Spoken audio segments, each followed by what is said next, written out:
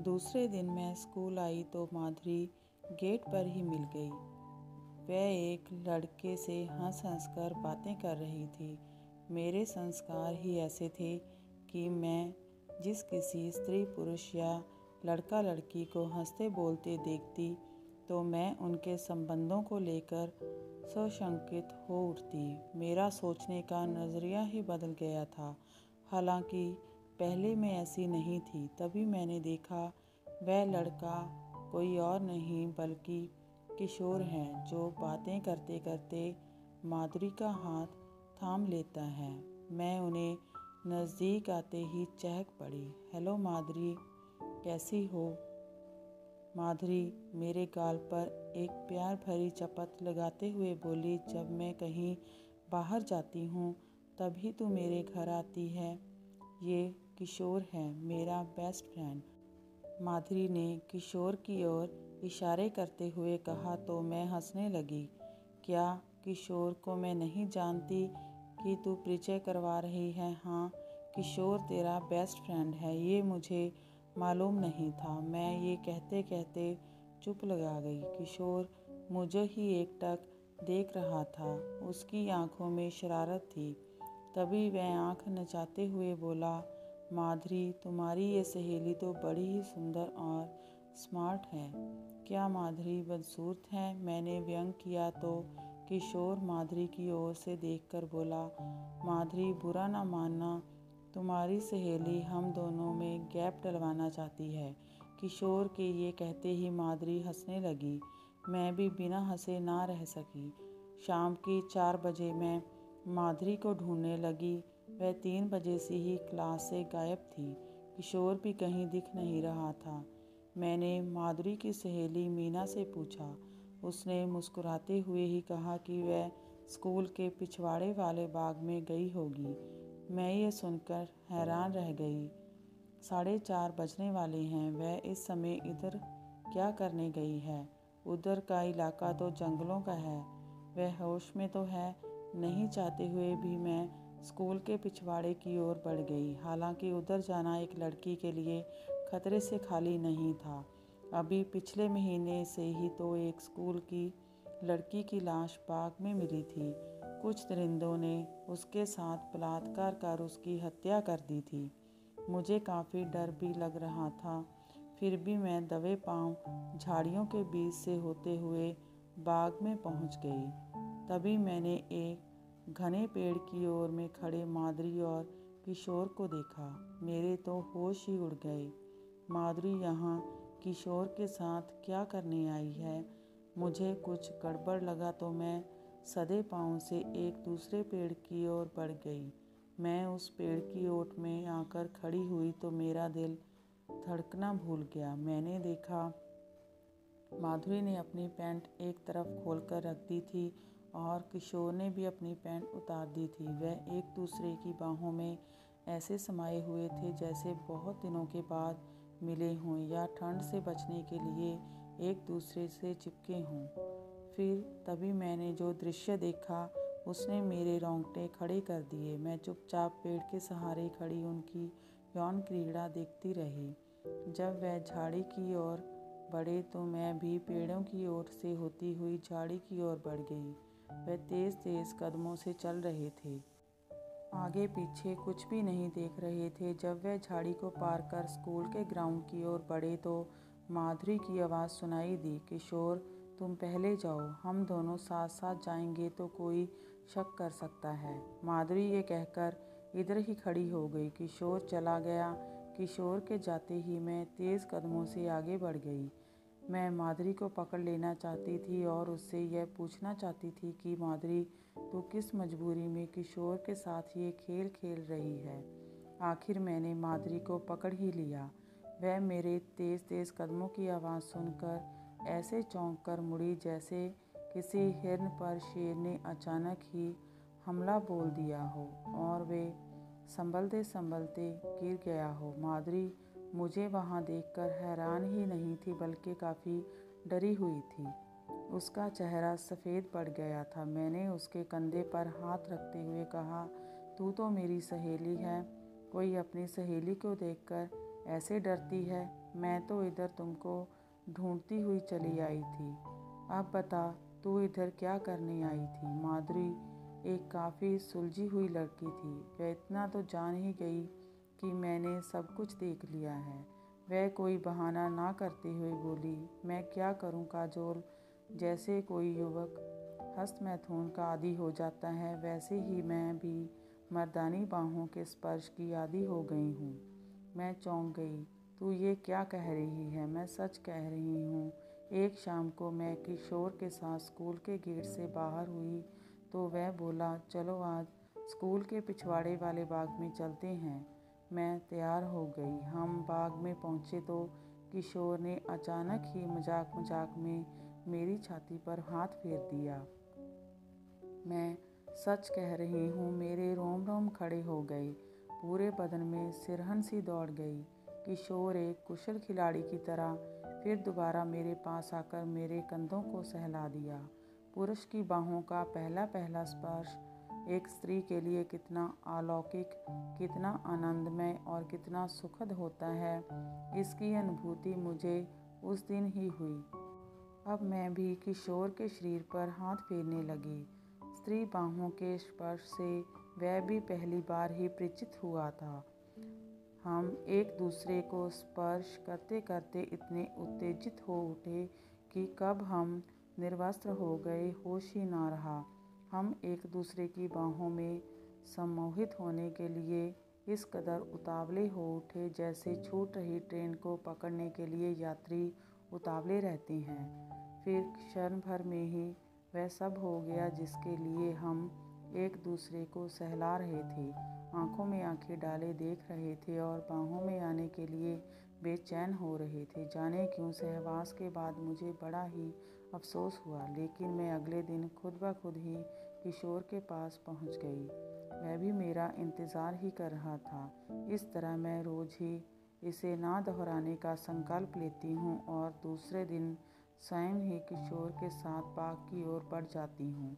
यह मर्दानी बाहों के स्पर्श का ही जादू है जो चाहकर भी मैं या किशोर स्वयं को रोक नहीं पाते हैं। हमें इसका चस्का लग गया है। काजोल, हमारे इन संबंधों का जिक्र तुम किसी से भी ना करना। समझ लो कि तुमने कुछ देखा ही नहीं है। मैं धीरे से मुस्कुराई, फिर उसकी बाँह पकड़कर ग्राउंड की ओर बढ़ गई। जब हम ग्राउंड के बीचों बीच आ गए, मैं बोली, मैं किसी से भी नहीं कहूँगी मैं तेरी सहेली हूँ। तू तो अभी बहुत ही छोटी है। दुनिया में तो ऐसे भी लोग हैं जो बच्चों वाले होकर भी तुझसे भी गई गुजरी हरकतें करते हैं। जब उन्हें कोई कुछ नहीं कहता तो तुझे कैसे कुछ कह सकते हैं। मैं ये कहकर घर की ओर जाने लगी तो माधुरी बोली, मेरी दीदी की शादी परसों है, तुम्हें ज़रूर आना है। मैं मुड़कर बोली, अरे वाह, ये तो बड़ी ही खुशी की बात है। इतनी बड़ी खबर तू अब तक छिपाई बैठी थी। मैं ज़रूर आऊँगी। लेकिन माधुरी, तुझे या किशोर को इसकी प्रेरणा किससे मिली? मैं जानने के लिए उतावली हो उठी, अपने अपने माता पिता से। माधुरी ये कहकर सड़क की ओर बढ़ गई। मैं हैरान परेशान शाम के 6 बजे लौटी तो मम्मी आ गई थी और पापा फिर टूर पर चले गए थे। मैं मम्मी से मिलकर अपने कमरे में आ गई। मम्मी कहीं जाने की तैयारी में थी। उसने मेरे कमरे में आकर बोली, फ्रिज में खाना रखा हुआ है, जब भूख लगे तो निकाल कर खा लेना, और हाँ, मेरा इंतज़ार ना करना। ये कहकर मम्मी चली गई। मैंने उससे ये भी नहीं पूछा कि वे पूरी रात अकेली कहाँ रहेंगी, क्योंकि मुझे पता था कि वह पूरी रात वेदांत अंकल के यहाँ रहेंगी। वह वेदांत अंकल से अपने संबंधों को मुझ पर जाहिर नहीं होने देना चाहती थी, जबकि मुझे सब कुछ पता था। मैं मम्मी के जाते ही विचारों में खो गई। बाहों का स्पर्श क्या इतना आनंददायक होता है कि उसके बिना माधुरी जी नहीं सकती है। मम्मी मुझे अकेली छोड़कर वेदांत अंकल की बाहों के स्पर्श का मज़ा लूटने चली गई। रवीना पापा के बिना नहीं रह पाती। क्या आइसक्रीम और बर्फ़ी से ज़्यादा स्वाद साथ साथ सोने में होता है? मैं नहीं मानती। ये सब झूठ है। जीवन के सारे सुखों से भी बढ़कर जिस्मानी सुख भला कैसे हो सकता है। मैं ये सोचते सोचते झपकी लेने लगी तो मुझे अचानक ही याद आया कि मुझे तो अभी खाना भी खाना है। मैंने उठकर फ्रिज खोला, खाना निकाला। भूख तो उतनी थी नहीं।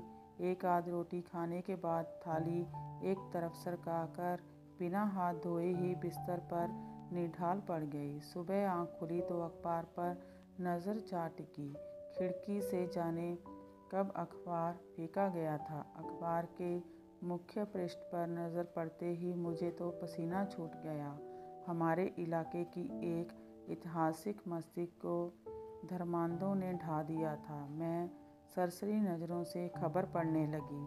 जहाँ जहाँ मुस्लिम आबादी वाली कॉलोनियाँ थी वहाँ वहाँ कर्फ्यू लगा दिया गया था। हमारा घर जिस कॉलोनी में था वहाँ मुस्लिमों की संख्या काफ़ी थी। मैंने खिड़की से झांककर देखा, गलियों में सन्नाटा छाया हुआ था। पुलिस गश्त कर रही थी। मेरा सुबह का सारा प्रोग्राम फेल हो गया। मुझे माधुरी के घर जाना था, इसलिए नहा धोकर किचन में कल की ब्रेड पड़ी हुई थी, उसे सेक कर नाश्ता किया और बेडरूम में आकर टीवी देखने लगी। मैं घूमने फिरने वाली लड़की कमरे में बंद होकर रह गई थी। मम्मी तो अब आने वाली नहीं थी। पापा का भी इंतज़ार करना बेकार था। हमारी कॉलोनी में कुछ ज़्यादा ही कर्फ्यू का असर था। मुस्लिम ज़्यादा थे। मैं रात को जो किचन में था वही खाकर सो गई। रात के 12 बज रहे थे। मैं दरवाज़ा बंद कर सो रही थी। अचानक ही किसी ने दरवाज़ा थपथपाया तो मेरी आंखें खुल गई। इस समय भला कौन हो सकता है? मम्मी पापा में से तो कोई होगा नहीं। मैं दरवाज़ा खोलने के पक्ष में नहीं थी।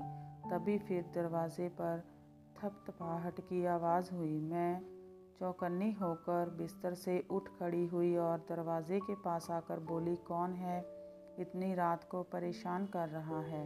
उधर से धीमी आवाज़ आई, देखिए मैं एक हिंदू लड़का हूँ।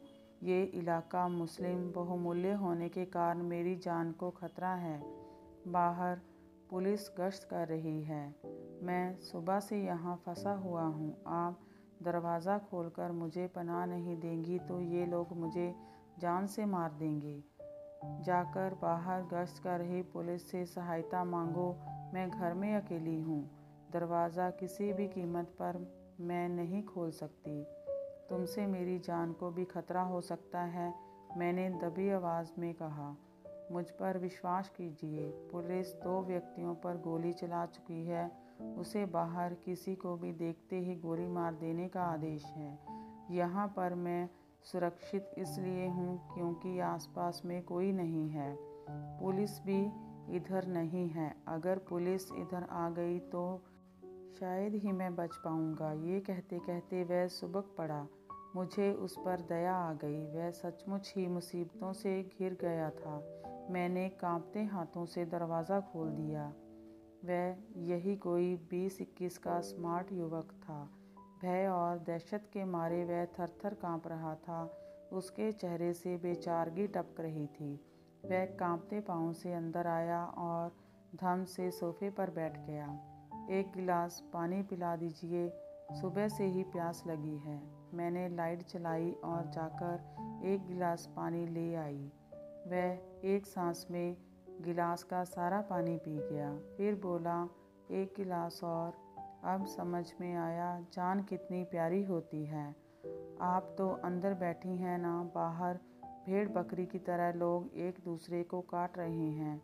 मैं जाने कैसे बच गया।